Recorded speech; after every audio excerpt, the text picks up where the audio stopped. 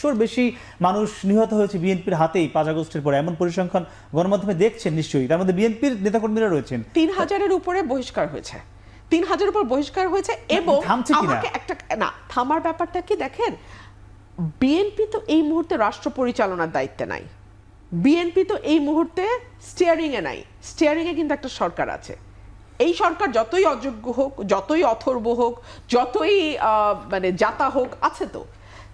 আইন শৃঙ্খলা পরিস্থিতি নিয়ন্ত্রণে রাখা, আইন শৃঙ্খলা পরিস্থিতির উন্নতি ঘটানো, এটা কিন্তু এই সরকারের দায়িত্ব।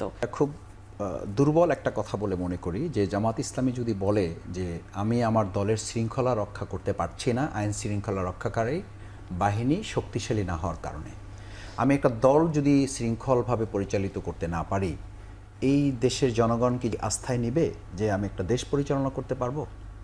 না, কিন্তু জামাতের বিরুদ্ধে একটু বলি, এটা কোশ্চেন করে আমরা জবাব চাচ্ছি না, এটা জনতার কাছে কোশ্চেন।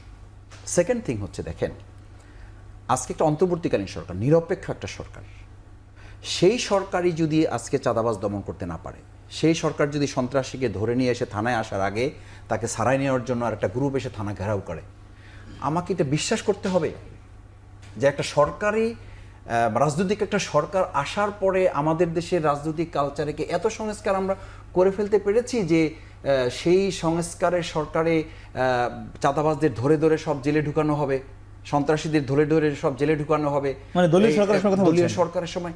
এটা অসম্ভব যদি না রাজনৈতিক দলগুলো এ ব্যাপারে অত্যন্ত আন্তরিক না হয়। এবং এই অন্তর্বর্তীকালীন সরকার যদি এটা না পারে, আপনি আর্মির কথা বলছেন, আমি তো আর্মি, আমার এলাকায় আমি খোঁজ নিয়েছি, আর্মি পর্যন্ত একটা গ্রামের লোককে পৌঁছা it is not so easy. সে তো উপর দিয়ে পৌঁছতে পারে না, এবং তারা বলে থাকে যে আমরা সব ডিল করার জন্য আসি নাই, আমরা আসছি একদম স্পেসিফিক কেস ডিল করার জন্য। আপনার আগে থানার কাছে যান, আপনার আগে ইউনিয়নের কাছে যান, ইউনিয়নগুলোতে স্থবির হয়ে আছে। জামাত ইসলামী বারবার বলেছে স্থানীয় সরকারটা দেন, স্থানীয় সরকার নির্বাচনটা দেন, স্থানীয় সরকার কাজ দেন। আপনি মানে একটু জাস্ট একেবারে বিবেকের কাছে বলছি, আমি এগুলো কথা বলে কিন্তু বলছি, প্রশাসনে আমরা ঈদের সময় অলমোস্ট যাওয়ার চেষ্টা করেছি, তারাও আমাদেরকে ইনভাইট করেছে, চা খাওয়ার জন্য আমরা গিয়েছি। মানে তাদের অবস্থা হচ্ছে মানে এখন পারলে এখান থেকে ছেড়ে তারা চলে যাবেন। কেন? বলছে মাসুদের ছোটোখাটো সব ঘটনা আমাদের থানায় এসে পড়ছে, টিওনোর কাছে এসে পৌঁছতেছে, ডিসির কাছে এসে পৌঁছতেছে। কেন? স্থানীয় সরকার বন্ধ হয়ে আছে, স্থানীয় সরকার তো সচল নেই, সেখানে তো কোনো সার্ভিস নেই। আজকে ঢাকার সিটির সাউথের যে ঘটনা, এটা আমি মনে করি ইশাক ভাইকে আমি তো চিনি, তো আমরা তো রাজনৈতিক আন্দোলনে একসাথে কাজ করেছি, জেল খেটেছি। আমার মনে হয় যে তার এই কার্যক্রমটা সাধারণ তার জনগণ খুব ভালোভাবে নিচ্ছে না। তাহলে দরকারটা ছিল যে আমরা তো স্থানীয় নির্বাচনটাকে ওন করতে পারতাম, সেটা তো আমরা করতে পারি নাই। সুতরাং এই জায়গাটায় আমাদের দলের শৃঙ্খলা আমরা রক্ষা করতে পারছি না, দলের কর্মীদেরকে নিয়ন্ত্রণ করতে পারছি না। একটা রাজনৈতিক সরকার আসলে নিয়ন্ত্রণ করা যাবে। আমাদের অতীত 15 বছর না 53 বছর দিয়ে স্বাধীন পরের ইতিহাসগুলো কি আমাদের তা বলে দেয়?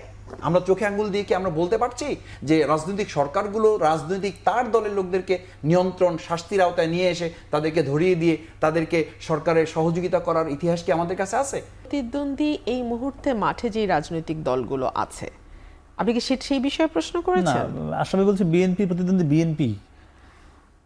দেখুন, এত বড় একটি পলিটিক্যাল পার্টি যখন একটি পলিটিক্যাল ভ্যাকুয়ামের মুখোমুখি হয়, তখন সঙ্গতভাবেই একটা বিশৃঙ্খলতা তৈরি হয়, এটা অস্বীকার করবার কোনো উপায় নাই।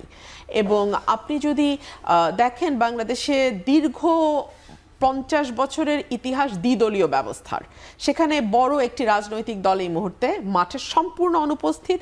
আগামীতেও তারা রাজনীতি করতে পারবে কিনা সেটাও প্রশ্নের মুখে। সেই জায়গাতে আর তৃতীয় কোনো শক্তি আমরা দেখি নাই। যেই দলটার উপর অনেক আশা ভরসা দেশের সাধারণ মানুষের ছিল বলে অনেকেই দাবি করেন, সেই দলটিও নিজেকে ফ্লারিশ করতে পারে নাই। সো সেই জায়গাতে একটা বিরাট ভ্যাকিউম তৈরি হয়েছে।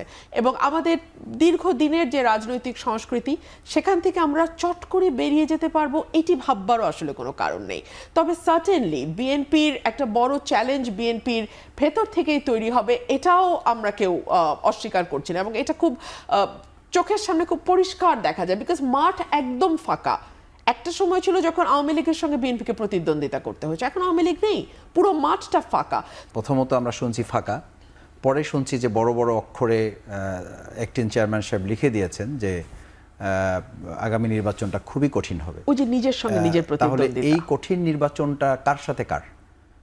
এই কঠিন নির্বাচনটা তো জনগণ এটা মনে করে না যে বিএনপির সাথে বিএনপির কঠিন নির্বাচন হবে। এটা তো একটা দলের বৈশিষ্ট্য হতে পারে না। আমি তো সেই সংখ্যার কথা আরও আগে বলেছি যে এখন পর্যন্ত বৃহৎ দল হিসাবে যে বিএনপি তাদেরকে মনে করে, তারা তাদের ক্যান্ডিডেট ঘোষণা করে নাই, তার আগেই তাদের যদি 156 জন নিজেদের দলীয় কোন্দলে মারা যায়, তাহলে তাদের ভাবার সময় আসছে মনে করি না। তাদের এটা মানে সিগনিফিক্যান্ট হিসেবে এটা নিতে হবে যে এই ক্যান্ডিডেট ঘোষণার পরে কি হবে। আমি কোশ্চেনে যাচ্ছি না, আমি কোশ্চেনে যাচ্ছি যে বৃহৎ দল একটা শেষ হয়ে গেছে আর একটা বৃহৎ দল আছে, এই জাস্টিফিকেশনটা কি আমি করলে হবে? এই জাস্টিফিকেশনটা আমাদের জনগণের হাতে ছেড়ে দিতে হবে। বরং জনগণের মধ্যে 2024-এর না ভোটের ইকুয়েশন আপনি যান, ভোটের ইকুয়েশনের উপর ভিত্তি করে 2024-এর জুলাই আগস্টে গণঅভ্যুত্থান হয় নাই। যদি হতো তাহলে আওয়ামী লীগ তো মনে করতো যে একমাত্র আমরাই আছি, তাহলে তারা থাকতে পারলো না কেন? তারা থাকতে পারলো না কেন? পারে না এই জন্য যে তাদের ইকুয়েশনের সাথে জনগণের ইকুয়েশনের মিল ছিল না। তারা ধরে নিয়েছিল তারা 41 সাল পর্যন্ত ক্ষমতায় থাকবে। থাকতে কি পেরেছে? পারে নাই। কেন পারে নাই? তার চিন্তার সাথে জনগণের চিন্তার আকাশ পাতাল পার্থক্য ছিল। সুতরাং আজকে টেবিলে বসে আমি যে কথা বলছি, জনগণের সাথে সেই কথার মিল হয়তো খুঁজে নাও পাওয়া যেতে পারে। জনগণ এখন 2024-এর পরে নতুন কিছু একটা দেখতে চায়। তা নতুনটা কি? সেই নতুনের খোঁজে কিন্তু তার আছে। আমি বলছি না তারা জামাত ইসলামীকে খুঁজছে, আমি মনে করছি না যে জামাত ইসলামী একটা বৃহৎ পরিসর নিয়ে আসবে, কিন্তু রাজনৈতিক অঙ্গনে ভ্যাকুয়াম তৈরি হয়েছে বা এখানে একটা ফাঁকা অবস্থান আছে এবং সেখানে একটা দল ছাড়া আর কিছু নেই, এই কথাটা বলা জামাত ইসলামী যদি বলে, আমি যদি বলি, আমি মনে করি আমাকে স্বৈরাচার হিসাবে তুলে ধরার এটা একটা স্ট্যান্ড, এই স্ট্যান্ডটা আমাদের কারো নেওয়া ঠিক না। বরং জনগণের হাতে ছেড়ে দিতে হবে যে 2024-এর জুলাই আগস্টের পরের নতুন পরিবর্তনের প্রেক্ষাপটে জনগণ নতুন কিছু ভাবছে, সেই নতুন ভাবনাটায় নতুন কাউকে নিয়ে চিন্তা করার সুযোগটাও আমরা তাদেরকে দিচ্ছি কিনা, সেই লেভেল প্লেইং ফিল্ডটা কিন্তু ইতিমধ্যে বিতর্কিত হয়েছে, ইতিমধ্যে প্রশ্নবিদ্ধ হয়েছে, ইতিমধ্যে প্রশাসন কাজ করতে ব্যর্থ হয়েছে, ইতিমধ্যে আমাদের কাদা ছড়াছড়িটা এখন দেখেন, লক্ষ্মীপুরে একজনকে পিটে ইমামকে হত্যা করা হয়েছে। আপনি বগুড়ার কথা বলেছেন, আজকে চট্টগ্রাম দক্ষিণ জেলার যিনি দায়িত্বে আছেন তিনি বলে দিয়েছেন ওসি টিওনো কথা না শুনলে তাকে এখান থেকে বেরিয়ে যেতে হবে। তো এই জায়গায় যখন আপনি রাজনীতি নিয়ে গিয়েছেন, তখন আপনি কি ভাববেন যে নির্বাচনের রোডম্যাপ ডিক্লেয়ার হওয়ার পরে জামাত, বিএনপি, আরও আদার্স যে দলগুলো আছে, আমরা কি খুব স্মুথলি গণতান্ত্রিক প্রক্রিয়া আমাদের স্বাধীনভাবে আমরা আমাদের কাজগুলো করতে পারবো?